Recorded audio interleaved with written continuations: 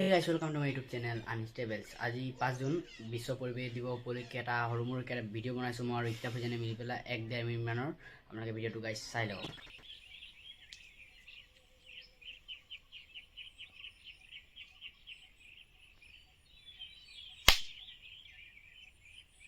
মানিছ গছ-গছনিৰ ওপৰত তোমাৰ ৰায় কি? এই গছ-গছনি নহ'লে জানো পৃথিৱীখন চলিব? প্ৰথম কথা হেৰি নচলে, কাৰণ আমি গছ-গছনি ৰুব লাগে। আজি বিশ্ব পৰিৱেশ দিৱস উপলক্ষে আমি যেন গছ ৰুব লাগে সেইটো কথা নহয়, কাৰণ গছ ৰুব হ'লে মানে গোটেই পৃথিৱীটো গছৰ ওপৰতে নিৰ্ভৰশীল।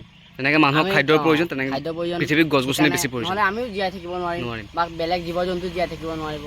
আমি গছ নুৰুলেও হয়, মানে গছটো কাটিব নালাগে বিশেষ। আৰু এটা কথা, গছ-গছনিৰ ওপৰত যে অকল পৃথিৱীখনেই অকল নিৰ্ভৰশীল তেনেকুৱা নহয়, গছ-গছনিৰ ওপৰত মানুহ সকলো জীৱ-জন্তুৱে নিৰ্ভৰশীল। আমি যি খাদ্য পাই আছোঁ গছ-গছনিৰ পৰাই পাই আছোঁ, ধান পাই আছোঁ গছ-গছনিৰ পৰাই, বা কিবা শাক পাচলি পাই আছোঁ গছ-গছনিৰ পৰাই, যি পাই আছোঁ গছ-গছনিৰ পৰাই পাই আছোঁ। প্ৰত্যক্ষ নহ'লে পৰোক্ষভাৱে হ'লেও কিছুমান বস্তু আমি পাই আছোঁ, আৰু প্ৰত্যক্ষভাৱেতো সেই বস্তুৱেই পাইছোঁ, হয় নাই? মানে এতিয়া এনেকা এটা অৱস্থা হৈছে যে ইমান গৰম এতিয়া, তে য'ত যেন ক'ৰবাত যাম গছৰ তলত যেন বহিম সেইটোও নাইকিয়া এতিয়া জেগাটো। আনিছে এটা বহুত ধুনীয়া কথা কৈছে, গৰমৰ কথা ক'লে। তো এইবাৰ 2024ত যিটো গৰম পৰিছে এইটো আপোনালোকে নিশ্চয় গম পাইছেই।